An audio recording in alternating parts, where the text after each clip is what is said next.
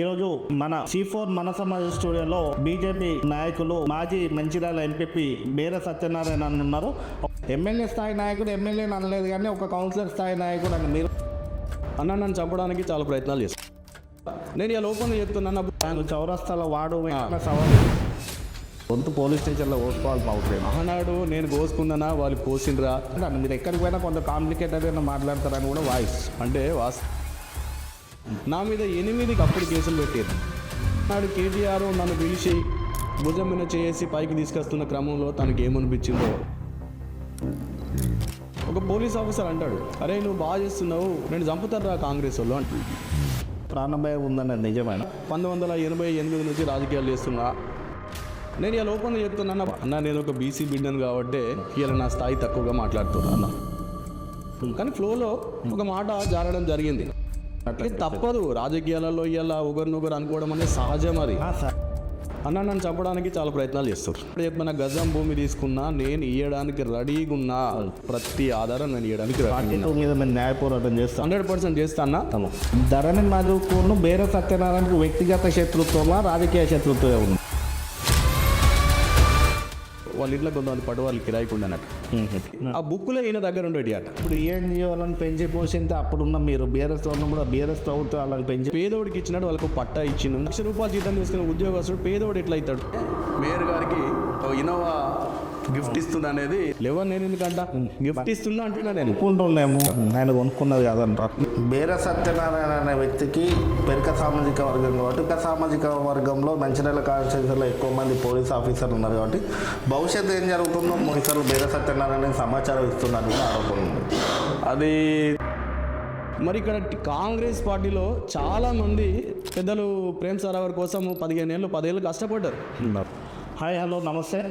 ఈరోజు మన C4 మన సమాజ స్టూడియోలో బీజేపీ నాయకులు మాజీ మంచిర్యాల ఎంపీ బేర సత్యనారాయణ అని ఉన్నారు.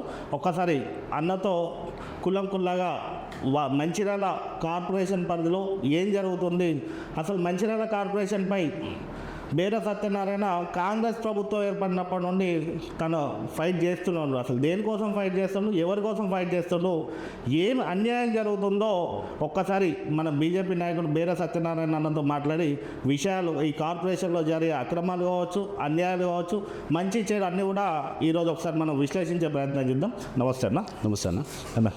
చెప్పండి, మీరు మంచిర్యాలలో ఈ కాంగ్రెస్ ప్రభుత్వం ఏర్పడినప్పటి నుండి మీకు ఒక సొంతగా ఒక పోరాట పని పెట్టుకుని ఫైట్ చేస్తున్నాం. అంటే బేర సత్యనారాయణ ప్రజల కోసం ఫైట్ చేస్తున్నాడా, లేకపోతే అంటే ఈ మధ్యలో మేయర్ అయిండు, మేయర్కి ముందు ధరణి మధుకు బేర సత్యనారాయణకి ఏమైనా వ్యక్తిగత శత్రుత్వం ఉందా?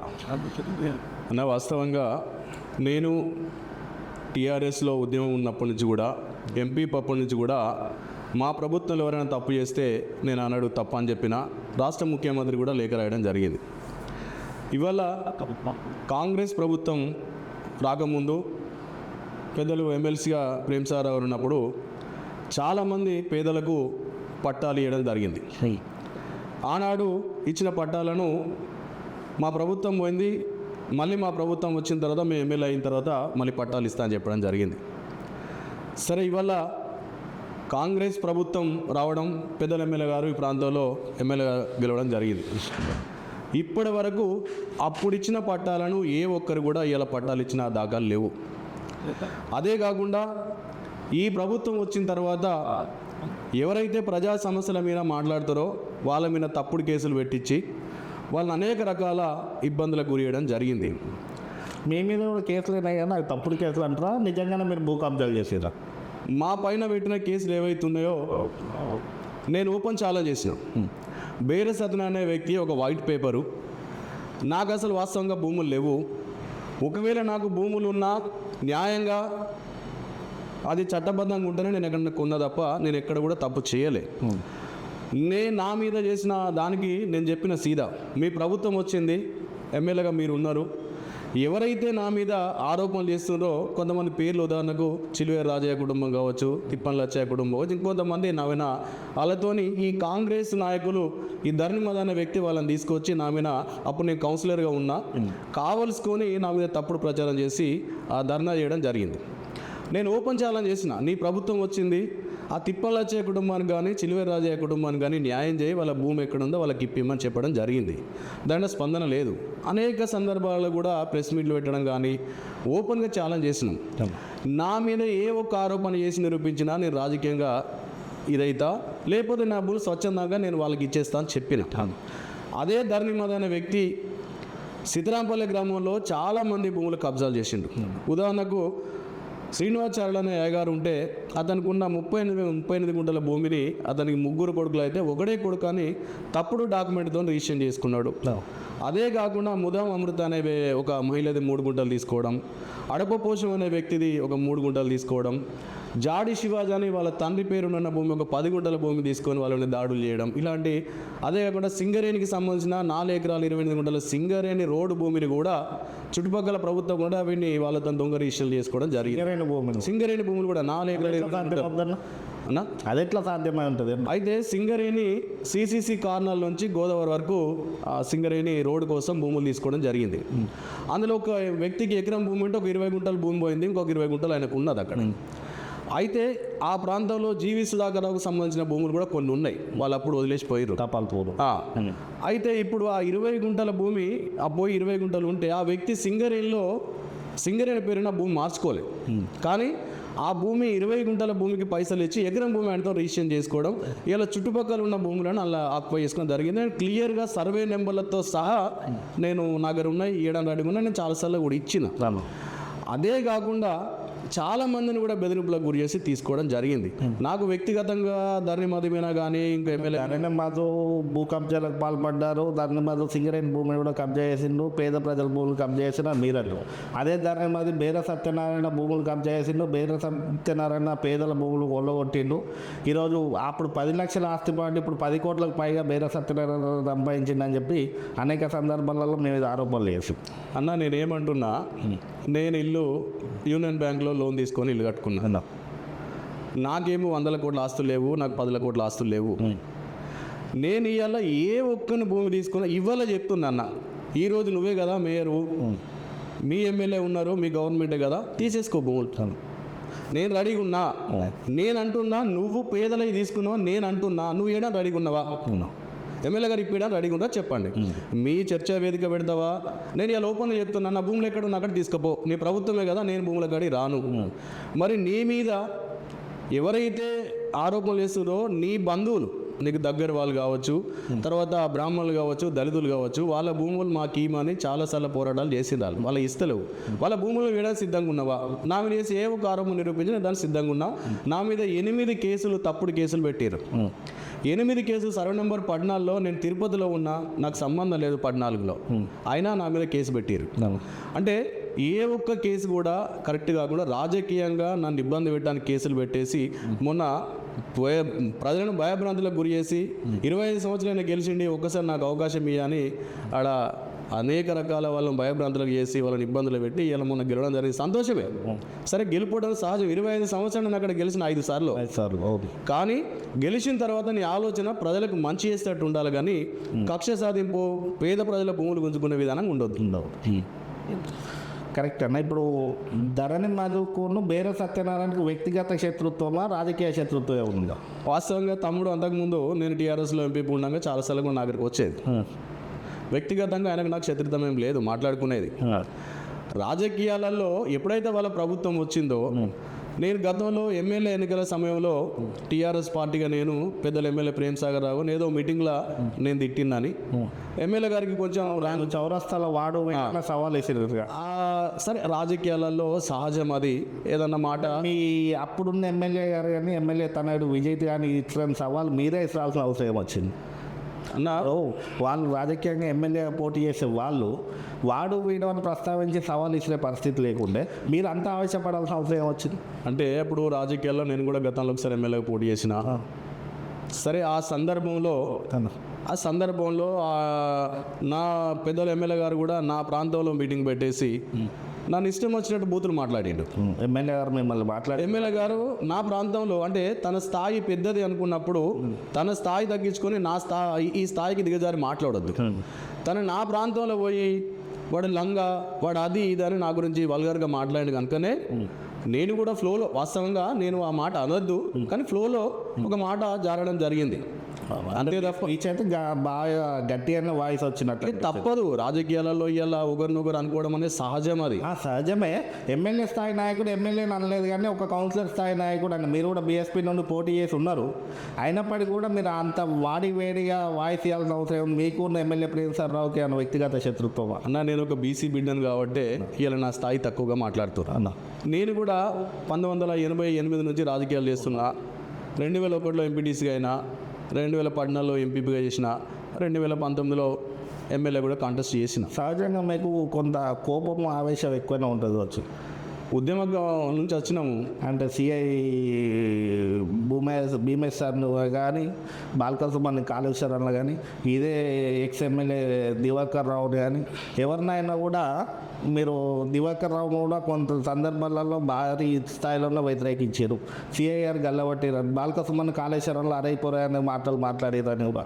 ఇదంతా మీరు ఎక్కడికి పోయినా కొంత కాంప్లికేటెడ్గా మాట్లాడతారని కూడా వాయిస్. అంటే వాస్తవంగా సిఐ గారు అట్లేం మాట్లాడలే, కానీ సిఐ గారు ఆనాడు ప్రభుత్వం, కాంగ్రెస్ ప్రభుత్వం ఐబీలో ఒక మీటింగ్ నడుస్తూ ఉంటే ప్రజా సమస్యలు విన్నా మేము ఆనాడు లక్ష్మీనారాయణ జేసీ ఏదో ఉండే మాట్లాడుతున్న క్రమంలో సిఐ గారు మమ్మల్ని గుంజుకపోవడం జరిగింది.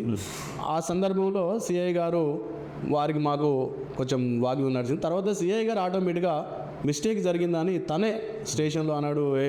బహుశా ఏఎస్పీ త్రిపాఠి ఎవరో ఉండే, వారు కూడా రావడం, అప్పుడు రమణ కుమార్ గారు కూడా సిఐ శ్రీరాంపూర్ సిఐ ఉండే, వారు కూడా వచ్చేసి చెప్పుడు దాన్ని భీమయ్య గారు అన్నారు, సత్యనారాయణ ఎంపీటీసీ అన్న సంగతి నాకు తెలియదు, ఎవరు అనుకొని నేను ఇట్లా గుంజిన తప్ప, సరే ఏదో అనుకోకుండా జరిగింది అనే ఉద్దేశంగా ఆనాడు తను అనడం. సార్ నేను కూడా నేను తప్పుగా మాట్లాడలేదని చెప్పడం జరిగింది. ఆడి సిఐ గారు కూడా ఆడికి అయిపోయింది.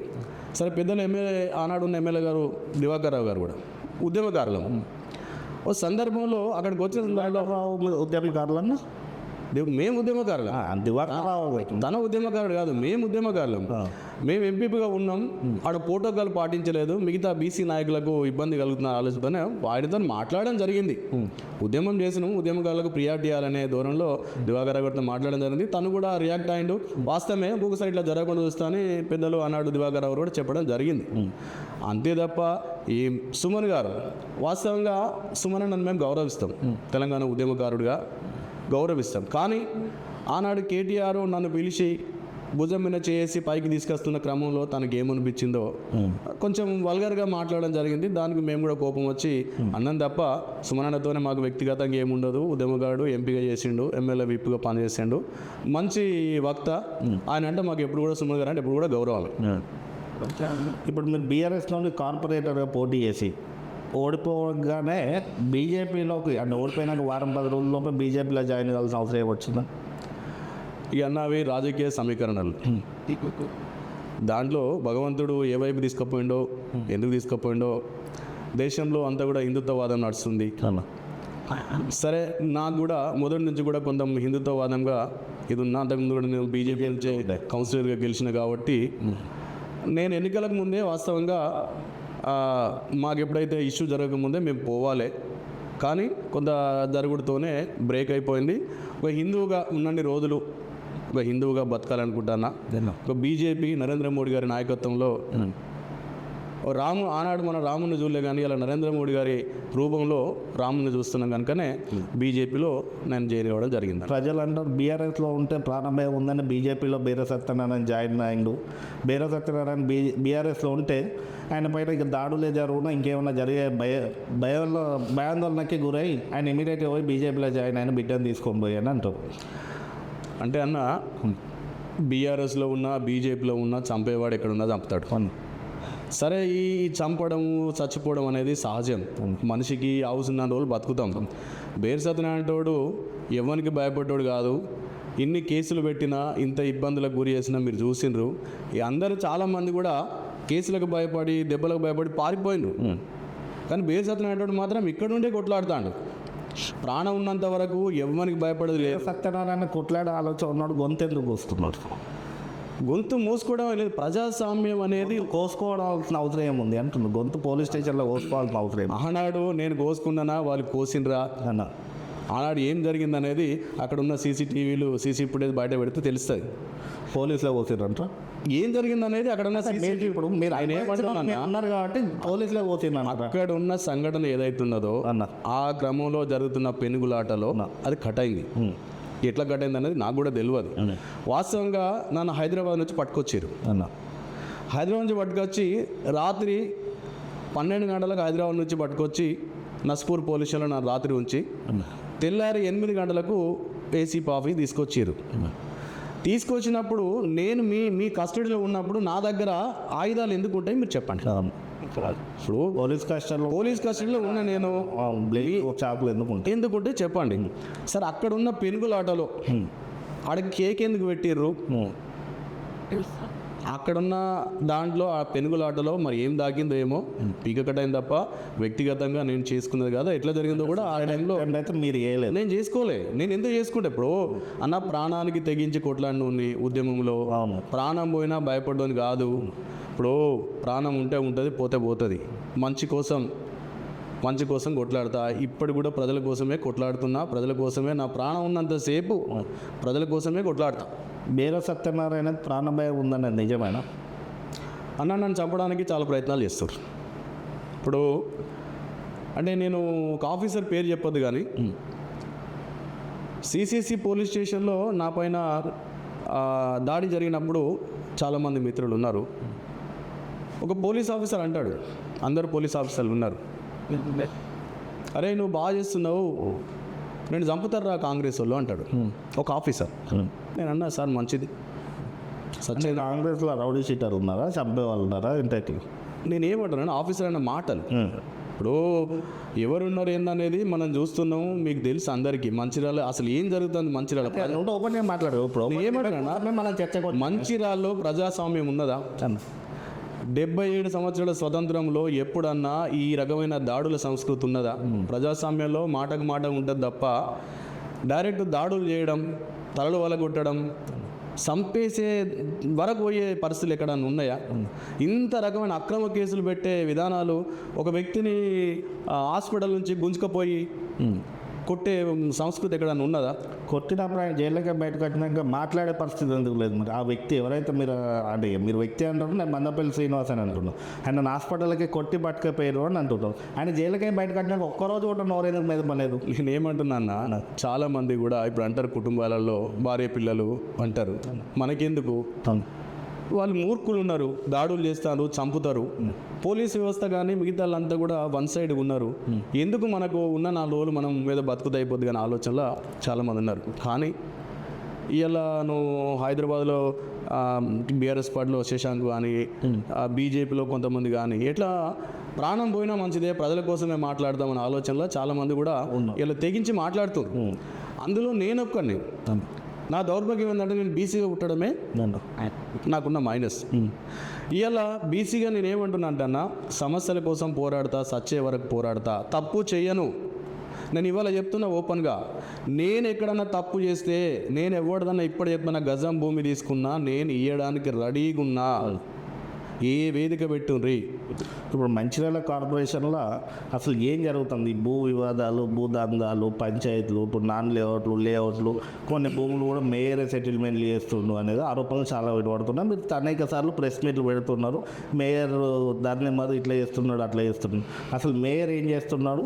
మంచిర్యాల కార్పొరేషన్ పరిధిలో అక్రమాలు జరుగుతున్నాయా, సక్రమాలు జరుగుతున్నాయి? అసలు మంచిర్యాల కార్పొరేషన్లో ఈ కార్పొరేషన్ ఏర్పడ్డ తర్వాత, ఈ మేయర్ గారు వచ్చిన తర్వాత దోపిడీకి నిలయంగా మారింది కార్పొరేషన్.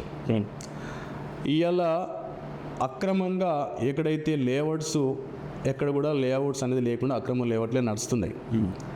దాంట్లో ఎవరైతే డబ్బులు ఇస్తారో వాళ్ళు వచ్చడం, డబ్బులు లేని మధ్యలో మనం చూస్తున్నాం పీకేసీ సంస్కృతి జరుగుతాయి.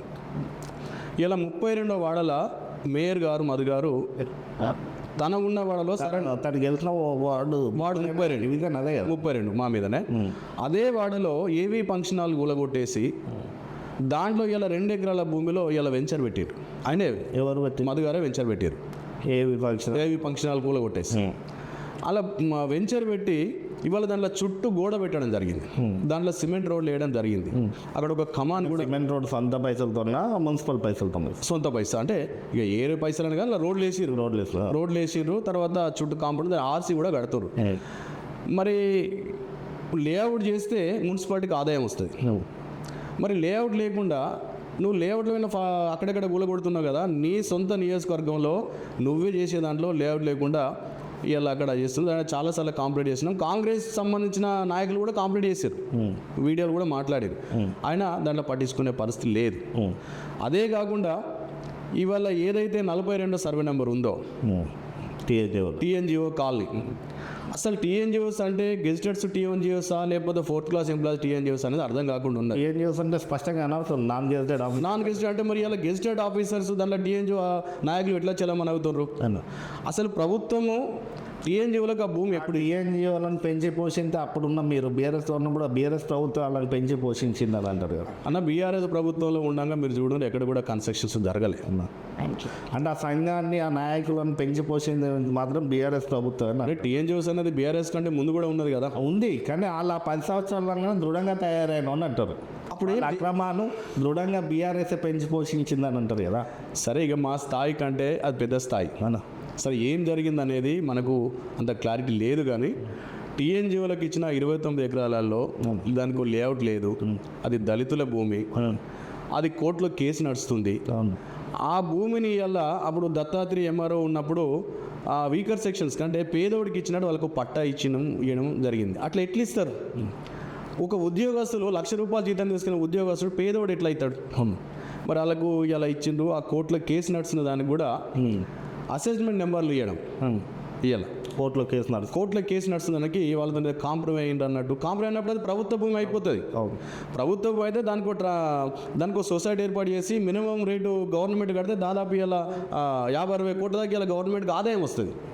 మినిమం రేటు ఇలా తెలంగాణ భవన్ ఉన్నది, తెలంగాణ భవన్కి మినిమం రేటు కట్టిరు కదా. కట్టిరు కాబట్టి వీళ్ళకు ఒకవేళ కోట్ల నుంచి ఇదైనా కానీ వీళ్ళు గవర్నమెంట్ మళ్ళీ కట్టాలి కదా.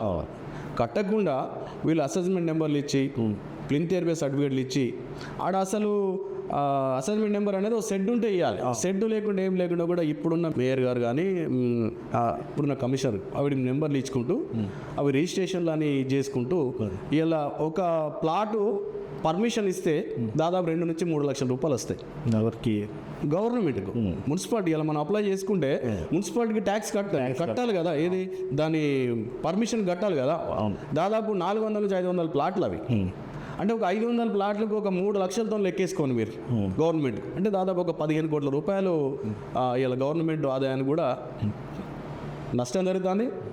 ఇలా దాదాపు క్రమాలు మేయర్ చేస్తున్నాడా టీఎన్జిఓలు చేస్తున్నారా? అసలు ఆ భూమి అన్యక్రాంతమైంది అంటుంది కదా, ఎవరి చేతుల్లో అవుతుంది అసలు? ఇప్పుడు దళితులకు చెందవలసిన భూమి అది. ఏ ఒక్క దళితుడు కూడా దాంట్లో ఇల్లు కట్టుకుంటలేడు. ఇలా దళితులు కాకుండా టీఎన్జిఓలు కాకుండా నాన్ టీఎన్జిఓలు కూడా ఇలా ప్లాట్లు అమ్ముకుంటారు వీళ్ళు. టీఎన్జిఓలు ఎవరైతే ఆ టీఎన్జిఓకి నాయకత్వం వహిస్తున్న నాయకుడు ఉన్నాడో మిగతా వాళ్ళకు ప్లాట్లు అమ్మి వాళ్ళ దగ్గర కూడా 2-3 లక్షలు తీసుకొని ఆ ఇల్లు ఎవరు కట్టానో వాళ్ళకి కట్టేస్తట్టు. నాయకుడు అని గడియారు అంత్రి గారా? ఇక దానికి అధ్యక్షుడు ఎవరుంటే వాళ్ళే కదా. దానికి అధ్యక్షుడు ఎవరైతే ఉన్నారో ఆయననే. ఇప్పుడు అట్లా చేస్తుండ్రు. ఇప్పుడు కాంగ్రెస్ ప్రభుత్వం రాగానే అంతకుముందు కొన్ని ఇళ్ళు స్టార్ట్ వీటిని కూలగొట్టడం జరిగింది. మరి ఆనాడు ఏం తీసుకొని మళ్ళీ వీటిని కట్టించారు.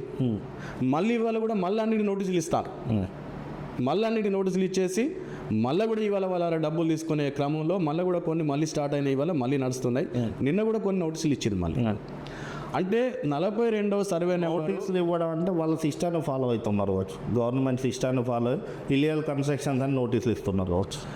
నేనేమంటున్నా, ఇల్లీగల్ కన్స్ట్రక్షన్ అని నోటీస్ ఇస్తే ఇమీడియట్గా డిమోలిషన్ చెయ్యాలి. అంటే 2 ఏళ్ల క్రితం ఒకసారి కూలగొట్టినావు కదా, 2 సంవత్సరాల క్రితం కూలగొట్టిన తర్వాత అవి నడుస్తూనే ఉన్నాయి కదా. మళ్ళీ ఇలా నోటీసులు నువ్వు మేయర్ కాగానే మళ్ళీ నోటీసులు ఇవ్వాల్సిన అవసరం ఏమున్నది? 3 సార్లు నోటీసులు ఇచ్చినావు ఇప్పటికీ. సరే, దాంట్లో ఎవరు కట్టుకుంటారు అసలు? అవి ఎందుకు బయటపడతాయి? దాంట్లో టీఎన్జిఓలు కట్టుకున్న దాంట్లో లేఅవుట్ ఉండాలి కదా, దానికి బడికి గుడికి దాంట్లో పార్కుకు జాగాలు ఉండాలి కదా. వాళ్ళు పంచుకోవడానికి సరిపోతలేదు, బడికి గుడికి ఎడుస్తారు. అదే అంటే మేయర్ గారు పూర్తిగా ఆయన పెట్టిన పైసలు మన పేపర్లో వచ్చింది ఏదో 8-10 కోట్లు పెట్టినా అన్నట్టు. ఆ పైసలు 3 కోట్లు 20 లక్షలు పెట్టి 8 కోట్లు పెట్టినా అని చెప్పుకుంటుందని వచ్చింది పేపర్. ఆ పైసలు సంపాదించడానికి జబ్బకు సంచేసుకొని నిజంగానే మేయర్ ఎమ్మెల్యేకి పైసలు పెట్టింటారు. ఇక అది వాళ్ళ వ్యక్తిగతంగా ఏం జరిగింది అనేది వాళ్ళే అనుకుంటారు, ఆయనే చెప్తున్నాను అంటారు తప్ప అంటున్నారు. అది నువ్వు విన్నది కానీ నేను మనం చూడలే కదా అది ఎంతవరకు వాస్తవము. అంటే నేను ఏమంటున్నా అన్న, ఎమ్మెల్యే గారు చాలా సందర్భాల్లో ఒక గొప్ప మాట అనేటోళ్ళు. స్టేజీల మీద కూడా మీరు చూసింది చాలా స్టేజీలో కూడా కాంగ్రెస్ పార్టీలో కష్టపడ్డ కార్యకర్తకు మినిమం ఒక 5-6 ఏళ్ళు పార్టీలో కష్టపడ్డ కార్యకర్తలకు కానీ నా ఎంబడి 15 సంవత్సరాలు పనిచేసిన కార్యకర్తలకే నేను న్యాయం చేస్తా అని చెప్పడం జరిగింది. మరి ఇక్కడ కాంగ్రెస్ పార్టీలో చాలామంది పెద్దలు ప్రేమ్ సారావర్ కోసం 15 ఏళ్ళు 10 ఏళ్ళు కష్టపడ్డారు. కానీ ఇలా ఆయనకు దక్కని మేయరు ఎన్నికలకు ముందు వచ్చిండు, ఎన్నికలకు ముందు 3-4 నెలల ముందు వచ్చిండు. మరి ఆ వ్యక్తికి ఏ విధంగా మేయర్ ఇస్తారు? మరి చదువుకున్నాడు అంటావా? చదువు లేదు, మాటల మంత్రాలు ఉన్నాయి. Open 10th, open inter, open degree, చదువు లేదు. మరి పోనీ కబ్జాదారుడు, ఆయన మేయర్ కాకముందు ఆయన ఏమైనా అనేక రకమైన కబ్జా ఆరోపణలు వచ్చినాయి. మరి ఇన్ని ఆరోపణలు ఉన్న వ్యక్తికి మీరు మేయర్ ఇచ్చిందంటే ఏమైనా జరగవచ్చు. ఇప్పుడు చాలామంది ఉన్నారు కదా ఇక్కడ నీకోసము ప్రాణానికి తెగించి కుటుంబాన్ని వదిలేసుకొని కాంగ్రెస్లో కష్టపడ్డ నాయకులు చాలామంది ఉన్నారు. లక్షల రూపాయలు పార్టీ కోసం ఖర్చు పెట్టుకుని ఉన్నారు. వాళ్ళకి ఎవరికి చదువుకున్న వాళ్ళు ఉన్నారు. వాళ్ళకి ఇవ్వకుండా ఒక కబ్జాదారుడు, భూ కబ్జాదారుడు, గతంలో చాలామందిని ఇబ్బంది పెట్టిన వ్యక్తి, అన్ఎడ్యుకేటెడ్, అతనికి ఏ విధంగా మేయర్ ఇస్తారు? ఇంత పెద్ద మంచిర్యాల సిటీ ఇది, అంటే కబ్జాల మీద అవగాహన ఉందని ఇచ్చింది అంతే అన్నట్టు కదా. మరి నీకు నాకు అనేది అంతేగా మేయర్ ధరణి మధ్యకి కబ్జాల మీద పూర్తి అవగాహన ఉంది కాబట్టి ఆయనకు మేయర్ అవకాశం వచ్చింది. 100%. దాంట్లో చాలా తెలియమంతులు అన్న. ఎందుకంటే రెవెన్యూ వ్యవస్థ ఉన్నప్పుడు వాళ్ళ ఇంట్లో కొంతమంది పట్టువాళ్ళు కిరాయికి ఉండనట్టు చెప్తారు. వాళ్ళు పట్టువాళ్ళు కొంతమంది ఆ బుక్లో ఈయన దగ్గర ఉండేటి అట. మీరు ఇలా రెవెన్యూ రికార్డులు చూడండి, 15 గుంటలు దాన్ని 35 గుంటలు చేస్తాడు. ఉదాహరణకు కొక్కిరాల కిషన్ రావు అని సిద్ధరాంపల్లో వ్యక్తి, 15 గుంటల భూమి అయినది, 14 గుంటలు సింగరేణిలో పోయింది. ఆయనకు ఉన్నది 1 గుంట. ఇంకొక సమ్ వ్యక్తి పైన 15 గుంటలు ఎక్కించి దాన్ని 35 గుంటలు చేసి ఆ భూమిని మళ్ళీ పట్ట చేసుకున్నాడు. 1 గుంట ఉన్న భూమి 35 గుంటలు ఎట్లా తయారవుతుంది?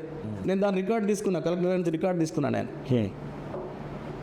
అంటే కబ్జాల మీద పూర్తి అవగాహన ఉన్న వ్యక్తి, దాడుల మీద కూడా. కబ్జాల మీద ఆయనకు అవగాహన ఇస్తే ఎమ్మెల్యే ఉంటే ఎమ్మెల్యే గారు ఆయన మేయర్ చేయాల్సిన అవసరం ఏముంది అంటున్నా నేను. ఇప్పుడు ఆయన కబ్జాల మీద ఆరోపణలు ఉన్నాయి, ఆయన దొంగలంగా అని మీరు ఇన్ని ఆరోపణలు చేస్తారు కదా. మరి అట్లాంటి వ్యక్తి ఈయన దాని మీద ఎన్ని ఆరోపణలు ఉన్నాయి, ఈయన మేయర్ చేద్దాం ఎమ్మెల్యే ఆలోచించాల్సి ఉండే కదా అంటున్నాం. మరి బేరే సత్యనారాయణ గెలిచిండా అని ఇచ్చిండా? అంటే బేరే సత్యనారాయణ ఎమ్మెల్యేని తిట్టిండు అంటే ఇప్పుడు వాస్తవంగా నన్ను ఓడించడానికి స్వయంగా ఎమ్మెల్యే గారే రంగంలో దిగారు. అక్కడ మంచిర్యాల నియోజకవర్గంలో ఉన్న నాయకులందరినీ కూడా అక్కడ దించిండు. మీ డివిజన్లో? నా డివిజన్లో. అంటే దండపల్లి, లక్ష్మీపేట, వాసీపూర్కు సంబంధించిన అందరిని అక్కడ దించి వాళ్ళ బంధువులు ఎవరైతే ఉంటారో వాళ్ళతో కానీ చుట్టుపక్కల కేడను దించి స్వయంగా ఎమ్మెల్యే గారే అక్కడ నా ప్రాంతంలో ఉన్న కొంతమంది లీడర్లకు, బిజినెస్ మ్యాన్లు ఎవరైతే ఉన్నారో వాళ్ళకి స్వయంగా ఫోన్లు చేసి వాడైతే గెలవద్దు, బేరసత్యం అయితే గెలవద్దు, మధుకు ఓటేనని అడ్వాన్స్గా ఆయన మేయర్గా ప్రకటించాడు. అడ్వాన్స్గా ప్రకటించిందంటే ఎప్పుడు అనిపించలే కదా?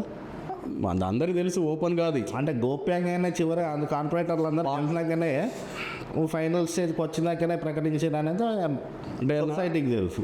సొసైటీలో వాళ్ళ పార్టీలు ఉన్న వాళ్ళకి అందరికీ తెలుసు. ఈయన అక్కడ ఓపెన్గా చెప్పారు మా ప్రాంతంలో. నేను 25 ఏళ్ళు గెలిచిన అయినా ప్రజలు నన్ను ఇంత ఒత్తిడి వేసిన 650 ఓట్లు వేసారు నాకు. నేను తక్కువ ఓట్లు ఏమి వేయలే నాకు. నన్ను అసలు బయటికి వెళ్ళకుండా నిర్బంధించి ప్రచారానికి మా భార్య బిడ్డ పోతే ఈ మద అనే వ్యక్తి రాకేష్ వాళ్ళ ఇంటికాడ వంగ వీళ్ళని దొబ్బేస్తాడు. అంటే గౌరవం లేదు, మహిళలన్నా కూడా గౌరవం లేదు. మీరు అడగండి.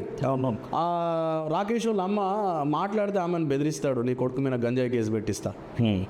అంటే ఎవరైతే నా ఎంబడి తిరుగుతారో వాళ్ళను ఇష్టం వచ్చిన బెదిరింపులకు గురి చేసి వాళ్ళను ఇది చేసిండు. సరే ఏదేమైనా గెలిపే. నేను ఓడిపోయినా అని గెలిచాను అంతా. ఈ ఎమ్మెల్యే గారు ఏ విధంగా ఇచ్చిండు ఏంటంటే నా మీద కోపమా? మరి మీరు అన్నట్టు ఇంకేమన్నా ఆయన ఇచ్చినా చెప్పుకుంటాడు. ఏదైనా జరగవచ్చు దాంట్లో. మిగతాళ్ళు కాలేదా, ఆయన ఇది చేసిందా, ఏదైనా జరగచ్చు. ఆ ఉద్దేశంగా ఇచ్చింది. కానీ మంచిర్యాలలో కరప్షన్కు నిలయంగా మారింది. మీరు ఒక్కటి చెప్పండి అన్న, కరప్షన్ నిలయంగా మారింది అంటే కరప్షన్ నిలయంగా మారడానికి ఎక్కడే ఉన్న ఆధారాలు ప్రూవ్ చేస్తారా అంటున్నాం. 100%. ఇప్పుడు నేను 42 టీఎన్జీలోదే నేను 100% అన్ని రకాల ఆధారాలు నెక్స్ట్ మళ్ళీ మీతో నేను కూర్చుంటా. ఇప్పుడు ప్రతి ఆధారం నేను ఇవ్వడానికి 42 మీద మేము న్యాయ పోరాటం చేస్తాం. 100% చేస్తా అన్న. దీన్ని అంతా సమాచార చట్టాలు పెట్టినాం. ఇవన్నీ తీసుకొని హైకోర్టులో కూడా కేసేస్తాం. నిజమైన దళితులకు న్యాయం జరగాలి. పేదలకు ఇలా ఇందిరా మిల్లు అని అంటున్నాం. ఇలా ఇందిరా మిల్లు అక్కడ కట్టింది చాలామందికి. గతంలో ఉన్న ప్రభుత్వం చాలా కట్టించింది కదా, ప్రభుత్వ భూములలో చాలామంది కూడా కట్టించింది. డబుల్ బెడ్రూమ్ సమాచార హక్కు చట్టం మీకు అన్ని పేపర్లు అన్ని ధృవీకరించు అధికారులు ఇచ్చి మీరు కోర్టు పోయి కోర్టు నుండి ఫైట్ చేసి వచ్చే వరకు మీరు క్షేమంగా ఉంటారనుకుంటారు అసలు? అన్న నేను బతికినా సచ్చినా అంటే చాలా మంది కోసం ప్రాణానికి త్యాగం చేస్తారా అని అనుకున్నాను నేనేమంటున్నా. సరే, ఇప్పుడు చాలా మంది కూడా చనిపోయిన ఉన్నారు చరిత్రలో. తెలంగాణ ఉద్యమం కోసం తెలంగాణ రాష్ట్రం హైదరాబాద్లో వాక్స్ఫోర్డ్ భూముల కోసం ఆయన చంపేసిన పరిస్థితి ఉంది. ఇప్పుడు మీరు న్యాయ పోరాటం అంటే నేను న్యాయ పోరాటం చేస్తాను, అన్ని భూములు కాపాడుతున్నాను అంటారు. అన్ని భూములు కాపాడుతారు అసలు మీరు? అంటే మాతో నయ్యేంత వరకు బీజేపీ పార్టీ కూడా ఉన్నది. పార్టీతో కూడా సంప్రదిస్తాం. పార్టీకి మా దగ్గర ఉన్న వివరాలు పార్టీకి కూడా అందజేస్తాం. పార్టీ నాయకత్వం సూచనలతోని వారి సలహాలతోని ముందుకు పోతాం. అన్న తెలంగాణ కోసం 1400 మంది చచ్చిపోయారు. వాళ్ళ నేనొక్కని అనుకుంటా. ఆ సమయంలో ఎంతోమంది త్యాగాలు చేసిన వాళ్ళు ఉన్నారు. మా తండ్రి కూడా ఆనాడు కమ్యూనిస్ట్ ఉద్యమంలో పనిచేసిండు, అబ్రాహం శిష్యుడిగా పనిచేసిండు. అంటే మనిషి నన్ను అంటే చంపడానికి చాలా ప్రయత్నాలు జరుగుతున్నాయి. పెద్దల ఎమ్మెల్యే గారి దగ్గర నుంచి కావచ్చు, మేయర్ గారి దగ్గర నుంచి కావచ్చు. మండలి చేస్తున్నా అది ఆయన ఎన్నికలు అప్పటి వీటిలో ఏమున్నాయో మీరు చూసిరు. అంటే మద్దతుకి అంటే ఆయనే చంపుతారని మీరు ఎందుకు అనుకుంటున్నాం?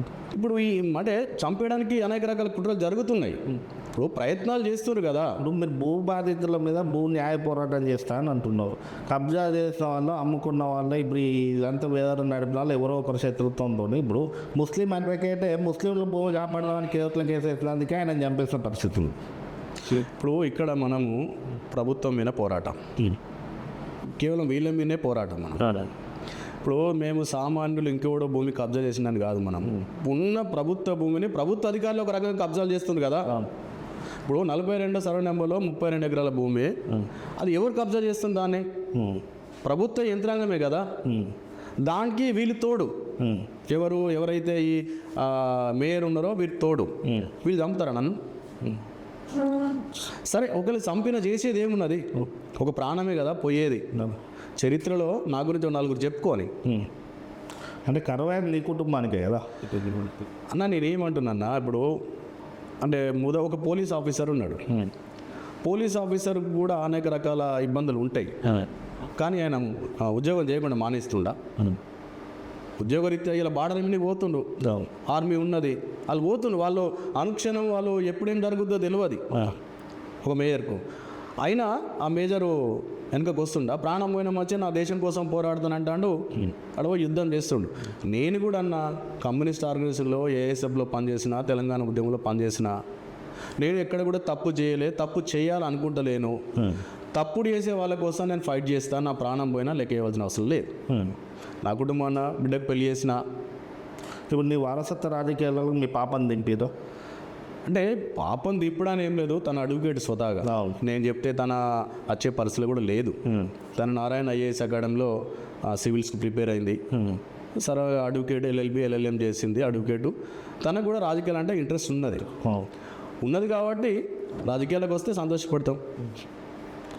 మీరంటే భవిష్యత్తులో ఇప్పుడు ఏ భూముల మీద పోరాటం చేసి ప్రజలకు న్యాయం చేస్తారా? ప్రభుత్వ భూములు కాపాడుతారా?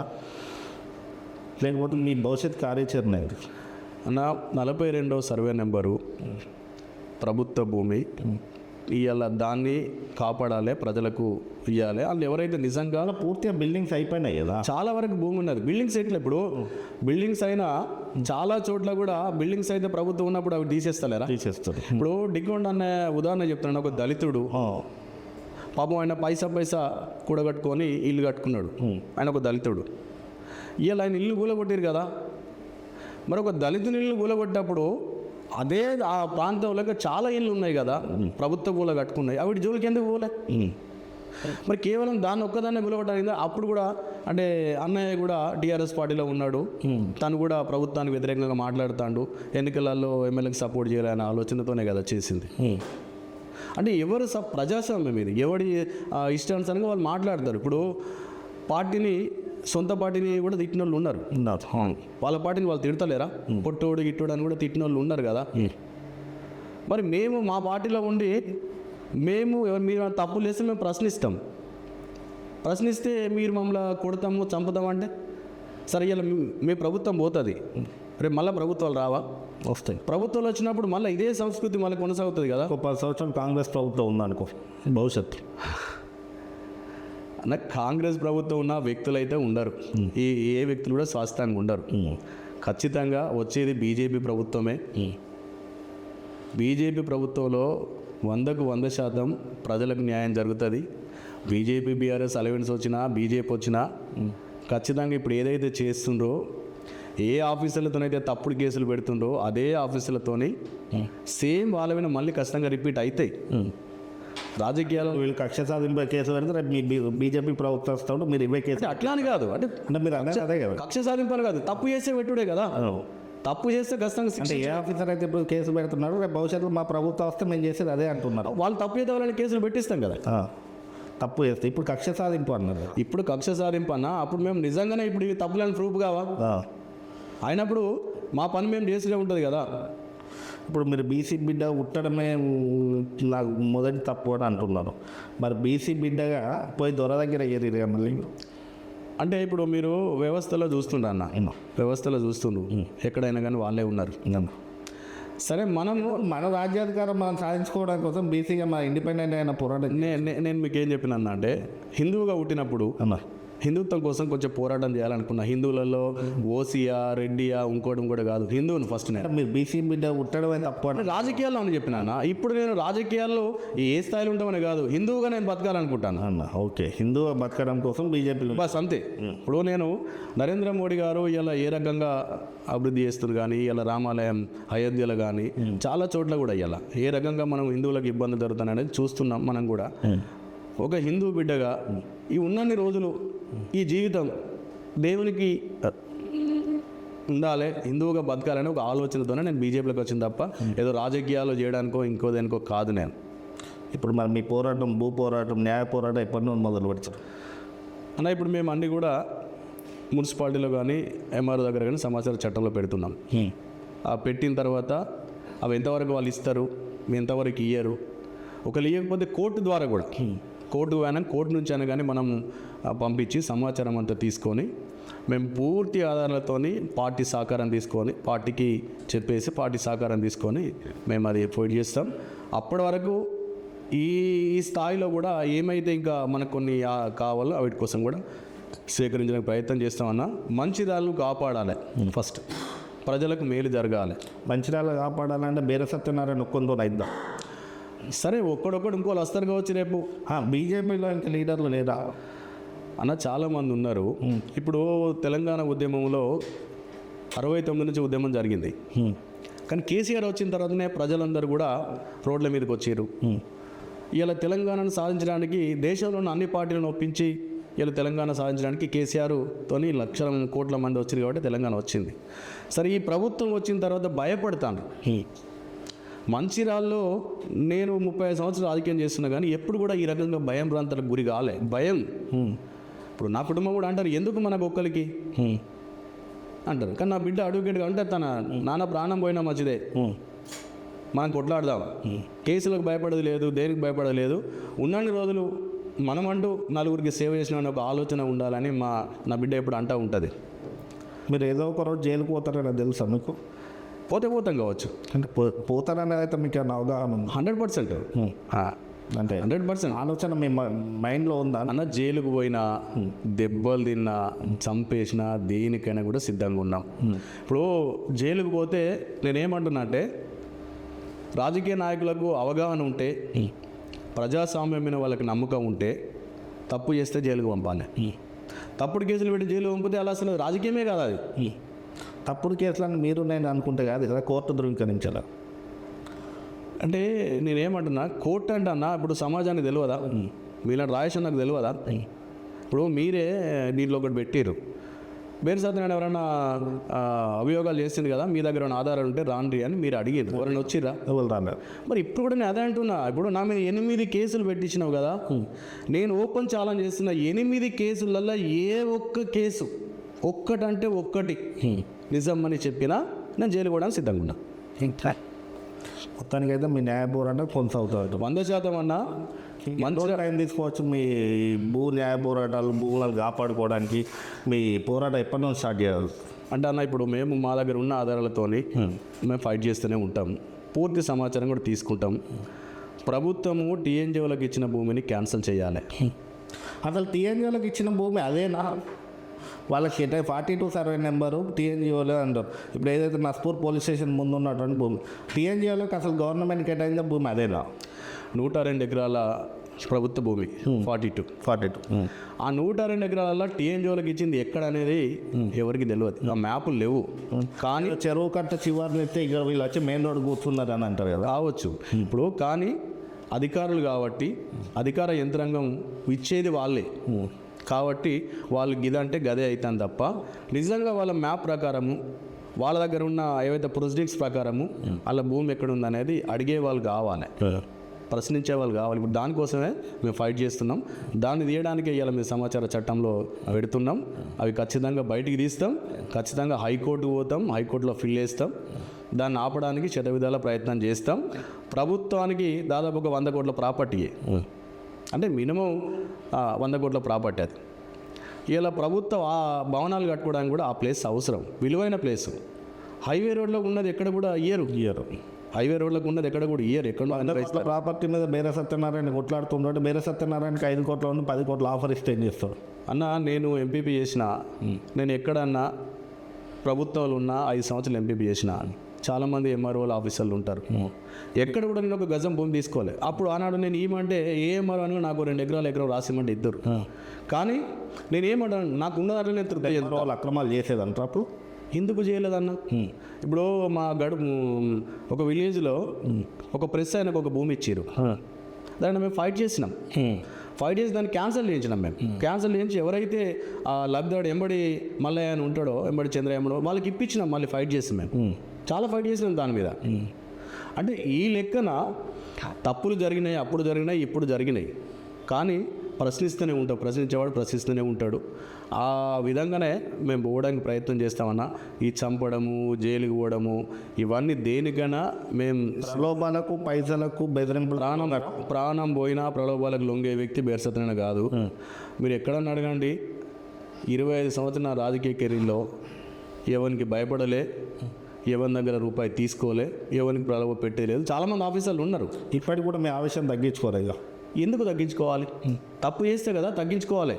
అంటే తప్పు చేయట్లేదు అంటారు. నేను తప్పు చేయలే కదా. తప్పు చేయనప్పుడు నేను ఎందుకు భయపడాలి? నేను ఎందుకు తగ్గించుకోవాలి? అంటే అదే ఆవేశంతో ఫైట్ అట్లనే పోతా నేను. ప్రాణం ఉన్నంత వరకు అదే. అంటే నాలో ఉన్న ఆ జీన్స్ ఎందుకు పోతాయి?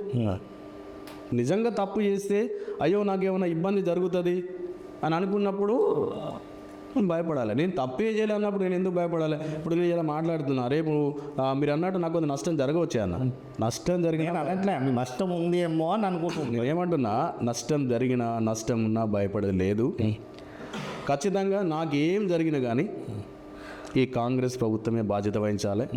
నేను మొదటి చెప్తున్నా, ఆయననా ఈయననా, ఆయన సహకారంతో ఈయన నన్ను చంపడానికి ఎన్నికలప్పుడు ప్రయత్నం చేసిండ్రు, పోలీస్ స్టేషన్లో దాడి చేసిండ్రు. బేర సత్యనారాయణ అనే వ్యక్తికి పెరిక సామాజిక వర్గం కాబట్టి పెరిక సామాజిక వర్గంలో మంచిర్యాల కాన్స్టిట్యూన్సీలో ఎక్కువ మంది పోలీస్ ఆఫీసర్లు ఉన్నారు కాబట్టి భవిష్యత్తు ఏం జరుగుతుందో ముందుగానే కొంతమంది పోలీస్ ఆఫీసర్లు బేర సత్యనారాయణకి సమాచారం ఇస్తున్నారు. నిజమంటే అది తప్పుడు సమాచారం అన్న. అట్లాంటిది ఏం లేదు. వాస్తవంగా నా కేసు జరిగినప్పుడు మా సామాజిక వర్గం ఆఫీసరే కదా నా మీద కేసు పెట్టింది. ఆయన మీద ఒత్తిడి ఉంది చేసిన అన్నారు. ఇక అంతే, ఎవరైనా అంతే కదా. జరిగేదైతే ముందస్తే మీకు పసిగట్టి ఇన్ఫర్మేషన్ అయితే ఇస్తుండట కదా. నాకు ఇన్ఫర్మేషన్ ఇస్తే సమాచారం ఉంటే నన్ను హైదరాబాద్ నుంచి పట్టుకురాడు కదా. ఒకవేళ నాకు అలాంటి సమాచారం ఇస్తే, సమాచారం ఉంటే హైదరాబాద్లో నేను దొరక కదా, హైదరాబాద్ నుంచి నన్ను పట్టుకురారు కదా. ఇప్పుడు ఆ కక్ష సాధింపైన ఆఫీసర్ ఏసీబీకి పట్టించారా? ఇక అది మాకు సంబంధం లేని విషయం. తప్ప బీజేపీ కమలాకర్ రావును బేర సత్యనారాయణకి కుట్రుందని కూడా అంటారు అన్న. తప్పు ఎవరు చేసినా తప్పే. మేము అసలు వాళ్ళు పట్టించిన వాళ్ళు ఎవరో మాకు తెలియదు. ఏం జరిగిందో కూడా మాకు వాస్తవంగా దాని సమాచారం లేదు. అది ఎవరు అసలు ఏం జరిగింది అని కూడా మాకు తెలియదు. మీరే అంటే మా సామాజిక వర్గం నేను ఎందుకు పట్టిస్తాను, నాకు అన్యాయం చేసిండని. సరే మీరే ఇప్పుడు అన్నారు కదా పోలీసు ఒత్తిడిలో పోలీసు రింగుతోనైతే బేర సత్యనారాయణ ప్రతి సమాచారం చేరుతుందని అయితే ఇన్ఫర్మేషన్, అట్లా ఆరోపణలు అయితే ఉండవు. అట్లాంటిది ఏముండదు. నాకు ఎవరితో కూడా దగ్గర సంబంధాలు లేవు, ఏ సమాచారం కూడా మాకు ఉండదు. ఎవరి పని వాళ్ళు చేసుకుంటూ పోతారు తప్ప అట్లాంటిది ఉండదన్నా. కానీ ఏదేమైనా మంచిర్యాల కార్పొరేషన్లో ప్రజలకు మేలు జరగాలి. పర్మిషన్లు అనేది నిజంగా పర్మిషన్ లేడానికి కూడా ఇలా ₹1,00,000. ఇప్పుడు 32వ డివిజన్లో మీరు ఏదైతే ఇప్పుడు మీరు ధరణి మీద పెడుతున్న ఆర్చ్ కానీ ఆ ఇల్లీగల్ వెంచర్ పైన మీరు పోరాటం చేస్తారా? 100% చేస్తున్నా. ఇవన్నీ ప్రూఫ్స్ మీకు ఏమంటే నేను ఇస్తా. దాని మ్యాప్ కూడా ఇప్పుడు ఇచ్చేస్తాను. నేను మ్యాప్ ఉన్నది నా దగ్గర. దాని ప్రూఫ్స్ని గతంలో ప్లాట్లుగా ఉన్నదాన్ని మళ్ళీ ఇప్పుడు రీప్లాట్ చేస్తారు. అవి కూడా అవన్నిటికి సంబంధించిన గతం ఓల్డ్ మ్యాప్ ఉన్నది, కొత్త మ్యాప్ కూడా ఉన్నది. ఓల్డ్ మ్యాప్ ఉన్నదాన్ని చెడగొట్టి మళ్ళీ చేయడానికి వీల్లేదు. అసలు రిజిస్ట్రేషన్స్ కూడా కావద్దు. అవన్నీ కూడా డీటెయిల్స్ ఉన్నాయి. దానిని ఖచ్చితంగా పోరాటం చేస్తాం. రేపు మున్సిపల్కు కొన్ని ఇచ్చిన కంప్లైంట్లు మళ్ళీ కూడా రేపు దాని మీద ఆ మున్సిపల్ మళ్ళీ ఒక కంప్లైంట్ చేస్తున్నాం. దాని మీద ఏదైతే రైస్ మిల్ ఉన్నదో ఓల్డ్ రైస్ మిల్లు దానికి కూడా పర్మిషన్ లేదు, దాని మీద కూడా కంప్లైంట్ చేసినాం. ఆ పక్క పొండి సరైన కార్పొరేషన్లో మేయర్ ఆయన పర్మిషన్ తెచ్చుకోవడం ఎంతసేపు చూపి తెచ్చుకోవడం ఎంతసేపు ఉంటుంది? ఎంతసేపు అనేది తెచ్చుకోవాలి కదా. ఇప్పుడు అది 20 ఏళ్ళ క్రితం కట్టింది. 20 ఏళ్ళ నుంచి దానికి రూపాయి ట్యాక్స్ లేకుండా నడుస్తాం. రెవెన్యూ రికార్డ్స్ అయినా మార్చిండు అన్నప్పుడు పర్మిషన్ రికార్డ్స్ తెచ్చుకోవడం సమస్య ఉందా? మీకు సమస్య ఉన్నదా లేదా అంటే తెచ్చుకోవచ్చు, కానీ అంత ఆన్లైన్ సిస్టమ్ కాబట్టి అంత గుడ్డిగా కావేమని అనుకుంటాను. మేము తప్పు చేసినా కానీ ఆన్లైన్లో అయితే ఉంటుంది కదా. ఇలా సమాచార చట్టం అనేది ఉన్నది. దాని ప్రకారం ఎప్పుడు వచ్చింది అనేది అయితే రికార్డు మనం తెచ్చుకోవచ్చు. నస్పూర్ గ్రామ పంచాయతీ సంబంధించి ట్యాక్స్ రిసిప్ట్లు ఇప్పటికి కూడా పాత రిసిప్ట్లు ఇప్పటికి కూడా మార్కెట్లో చెల్లమని అవుతున్నాయి అంటారు. అవునన్నా, ఈ వాస్తవంగా ఇలా సర్వే నెంబరు 76, 77లో అవే పాత రిసిప్ట్లు అవే పాత పర్మిషన్తో కూడా ఇంకా కన్స్ట్రక్షన్ జరుగుతున్నాయి. మరి ఇప్పుడు అదే పాత రిసిప్ట్తో నేను పర్మిషన్ తెచ్చుకున్నాను. ఇలా దాని మీదనే మేయర్ గారికి మరి అంటే నాకున్న సమాచారం ఇన్నోవా గిఫ్ట్ ఇస్తుంది అనేది సమాచారం. వారం 10 రోజులలో ఆ ఇన్నోవా వస్తుందట. మేయర్ ఇన్నోవా ఎక్కుతారా? ఒక వారం 10 రోజుల్లో మేయర్ క్యాన్సల్ అయిందేమో అని నేను అనుకుంటున్నాను. అంటే నాకున్న సమాచారం ప్రకారం అయితే కొనిస్తుండ్రు. మరి మనం ఒక వారం రోజుల నుంచి మనం కూడా బయటికి పైసలు మంది కొనేయాల్సిన అవసరం ఏంది? ఆయనకి ఎన్నో పైసలు లేవని నేను ఎందుకంట గిఫ్ట్ ఇస్తున్నా అంటున్నా. నేను కొనుక్కుంటున్నాము అంటే వాళ్ళు గిఫ్ట్ ఇస్తున్నా అనేది మాకున్న సమాచారం. ఆయన కొనుక్కున్నది కాదంటారు. కాదు, గిఫ్ట్ ఇస్తుండ్రు. ఎందుకంటే మీరు అన్నారు ఇప్పుడు 77, 76 అది కూడా కోర్టులో నడుస్తుంది కేసులో. ఇలా దాంట్లో కూడా నీకు నడుస్తున్నాయి కదా కన్స్ట్రక్షన్. ఎందుకు గులగొడతలేవు అవి? అవి కూడా గులగొట్టాలి కదా. నువ్వు నీతిగా పోతే ఇక చాలా కూడా ఇవాళ ఇల్లీగలు ఇవాళ రాజీవ్ నగర్లో మొన్న ఒక డిస్టర్బ్ చేశారు.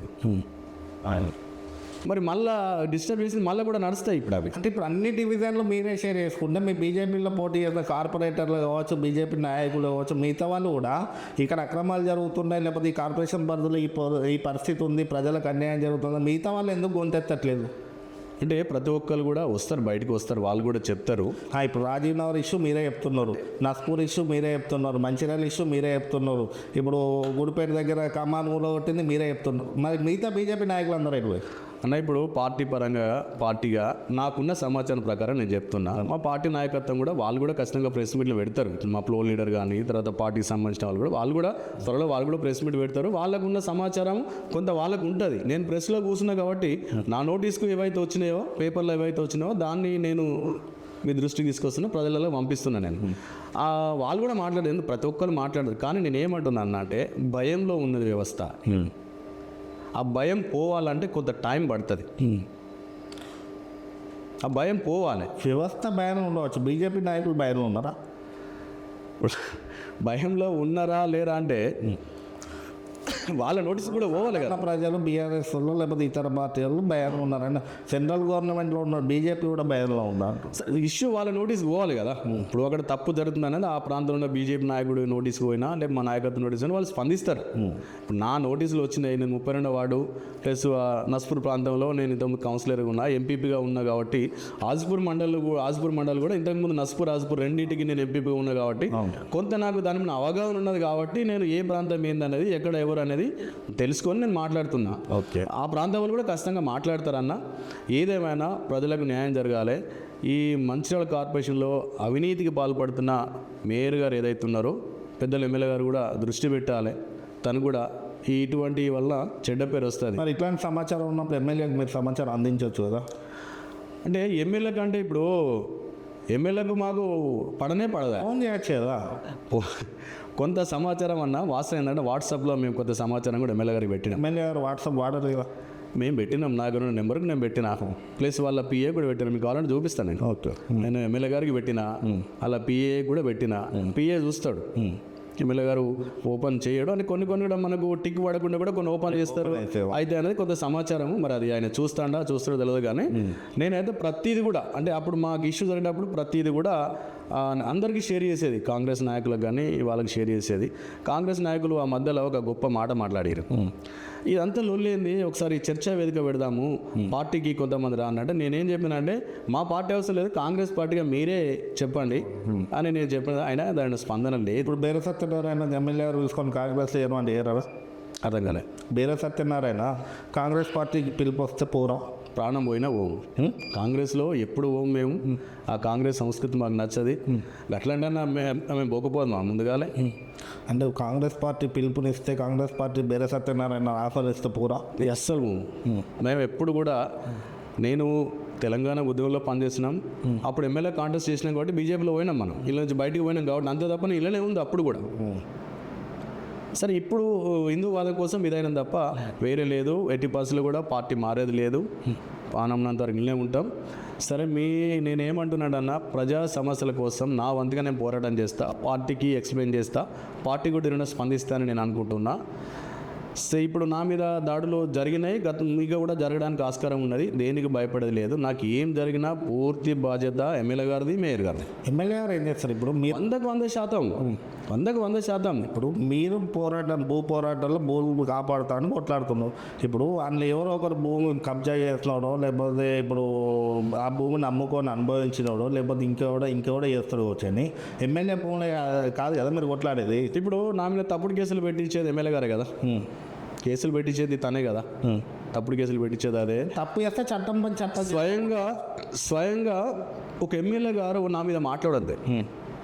అంటే ఆ స్థాయి వ్యక్తి, ఎమ్మెల్యే స్థాయి ఉన్న వ్యక్తి డైరెక్ట్ బేర్ సత్యనారాయణ అటాక్ చేసినట్టు మాట్లాడద్దు. అంటే ఇప్పుడు మీరు కౌన్సిలర్గా ఉండే ఎమ్మెల్యే మీద మాట్లాడారు వాడు వీడని, ఆయన ఎమ్మెల్యేగా మాట్లాడొద్దని ఎట్లా అంటారు? అంటే నేనేమంటున్నా, ఇప్పుడు చిన్నవాడు ఎన్ని మాట్లాడినా నడుస్తాయి. పెద్దవాళ్ళు ఒక స్థాయిలో ఉన్నోళ్ళు వాళ్ళ స్థాయిని తగ్గించుకొని మాట్లాడొద్దాను. నేనేమంటున్నా, నేను మాట్లాడే ఫ్లోలో ఒక మాట స్లిప్ కావచ్చు. నేను ఆయన అనన్నాను కాదు, ఆయనంత పెద్ద లీడర్ కావన్నాను కాదు. నా వాడికి వచ్చి ఎమ్మెల్యే గారు నన్ను ఇష్టం వచ్చినట్టు మాట్లాడింది కాబట్టి, ఆయన స్థాయి తగ్గించుకొని మాట్లాడింది కాబట్టి ఆ ఫ్లోలో నేను మాట్లాడినా. ఆ మాటలలో ఒక మాట తూలవచ్చు. తర్వాత దానికి మేము కూడా ఆటోమేటిక్గా సరే ఒక మాట అనేది లేకుండానే ఆలోచన మాకు కూడా వచ్చింది. అంతే తప్ప ఇవాళ మాట్లాడిన మాట తప్పని అయితే మీరు తప్పని కాదు.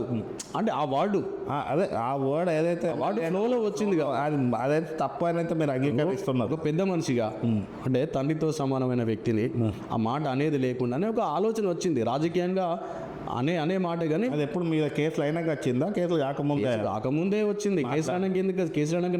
కేసులు కాకముందే మాకు మేము అనుకున్నాం. సరే మా తండ్రితో సమానమైన వ్యక్తి, ఆ వయసున్న వ్యక్తి కాబట్టి ఆ వ్యక్తికి ఆ మాట, ఆ ఒక్క మాట తూలేదు లేకుండే ఆ ఫ్లోలో వచ్చింది అనేది దాన్ని మేము చాలాసార్లు కూడా ఒప్పుకుంటున్నాం. మాట స్లిప్ అయింది, పొరపాటు అంటే మాట స్లిప్ అయింది అనేది. పొరపాటు అయితే జరిగినట్టే కదా. పొరపాటు జరగలే అన్న, ఆ వయసుకు గౌరవం ఇవ్వాలి అంతే అన్న. ఇప్పుడు గౌరవం ఇవ్వాలని మాట పొరపాటు అనుకున్నాం. ఇక దాన్ని ఆయన పట్టుకొని ఎన్నికలు అయిపోగానే డైరెక్ట్ దాడులు చేద్దాము, దాడికి కేసులు పెడదాము. ఇప్పుడు 14 సర్వే నెంబరు నువ్వు ఒర్రే కబ్జా అన్నావు కదా, వీళ్ళు ఎందుకు ఒర్రెని తీపిస్తలేవు? నేను ఎమ్మెల్యే గారిని సూటిగా అడుగుతున్నా. నేను ఆ సర్వే నెంబర్లో నాకు ఒకటే ప్లాట్ ఉందని చెప్పిన. నీ కాంగ్రెస్లో కూడా ప్లాట్స్ ఉన్నాయని చెప్పిన. అలాగ అందరం కలిసి కొన్నాం మనిషి ప్లాటు. ఒర్రే కబ్జా అన్నావు కదా, ఆ ఒర్రే ఎన్ని ఫీట్లు అనేది ఇప్పటి వరకు 2.5 సంవత్సరాలలో నువ్వు ఎందుకు దాన్ని బౌండరీస్ ఫిక్స్ చేస్తలేవు? ఇవాళ అదే ఒర్రెని ఆనుకొని మీ కాంగ్రెస్లో చాలామంది ఇలా కబ్జాలు చేసింది కదా. ఇప్పుడు కాంగ్రెస్ నాయకులకు ఒక ధన్యవాదం తప్ప మిగతా వాళ్ళతో మీకు సత్సంబంధాలు బాగానే ఉంటాయా? బాగంటే అన్న ఇప్పుడు మొదటి నుంచి ఒక ప్రాంతంలో ఉండేవాళ్ళం విమర్శించుకుంటాం ఖచ్చితంగా. తప్పు చేసినప్పుడు విమర్శించుకుంటారు, రాజకీయంతో మాట్లాడతారు. అట్లేం లేదు. ఇప్పుడు చాలా మంది కాంగ్రెస్ నాయకులను బేర సత్యనారాయణ కమ్యూనికేషన్లో ఉన్నారనేది జగన్ సత్యమే అన్న. నేను అందరితో కూడా మంచిగానే ఉంటా. ఒక కాంగ్రెస్ ఈ వాళ్ళని కాదు, ప్రతి పార్టీ వాళ్ళు కూడా బేర్ సత్యనారాయణ అందరితో కూడా ఉంటాడు. నేను ఎంపీపీగా ఉన్నప్పుడు అందరు నా ఆఫీస్కి వచ్చేది, అందరినీ పలకరించేది. ఎవరి సమస్య ఉన్నా నాతో న్యాయంత వరకు సమస్యను పరిష్కరించడానికి ప్రయత్నం చేసేది. అప్పుడున్న పరిస్థితుల్లో ప్రభుత్వ పరంగా కూడా వేరే పార్టీలు ఉన్న వాళ్ళు ఎవరన్నా ప్రభుత్వ పరంగా వాళ్ళకి కొన్ని ఇబ్బంది అయినా కానీ నా వంతుగా నేను వాళ్ళకు ప్రభుత్వం నేను ఏ ప్రభుత్వంలో ఆడు ఏ పార్టీ వాడు అయినా కానీ ఆయనకు సాయం చేయడానికి నేను ప్రయత్నం చేసేది. న్యాయంగా ఆ వ్యక్తి ఉంటే ఆయనకు ఏమైనా అన్యాయంగా ఏమైనా జరిగితే నేను ఆయనకు న్యాయం చేయడానికి ప్రయత్నం చేసేది. ఆ కోణంలోనే చాలామంది నాతోని ఫ్రెండ్లీ ఉండడానికి ప్రయత్నం చేస్తారు. సరేనా, మీరైతే మీ న్యాయ పోరాటాన్ని మొదలు పెట్టాక మళ్ళీసారి C4 మన సమాజం మిమ్మల్ని పిలుస్తుంది. ఇంకా అంటే మీ పోరాటం ఏం సాగుతుంది, ఎంతవరకు వచ్చింది అనేది ఒక నెల రోజుల తర్వాత మళ్ళీ కరెక్ట్గా నెల రోజుల తర్వాత డిబేట్ పెట్టుకుని అప్పుడు మీ పోరాటం స్టార్ట్ అయింది. 100% అన్న 100% స్టార్ట్ చేస్తాము. ఎక్కడ ఆపేది లేదు. నాతో నయంత వరకు ఇంకేమేమైతే సమాచారం ఉందో ప్రయత్నం చేస్తామన్నా. కానీ మంచిర్యాల ప్రజలకు న్యాయం చేయాలంటే ఎమ్మెల్యే గారు ఇప్పటికైనా ఆలోచించాలి.